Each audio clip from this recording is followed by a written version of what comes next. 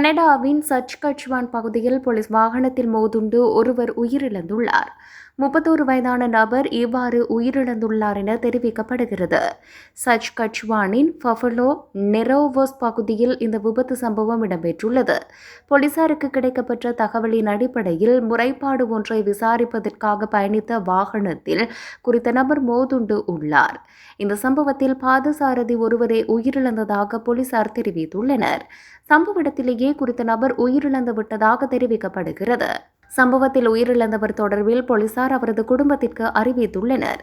சம்பவம் தொடர்பில் விசாரணைகள் ஆரம்பிக்கப்பட்டுள்ளதாக போலீசார் தெரிவித்தனர்.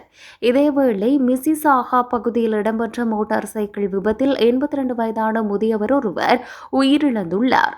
மிசிசாகாவின் 401 இலக்க அதிவேக நெடுஞ்சாலையில் இந்த விபத்து சம்பவம் இடம்பெற்றுள்ளது.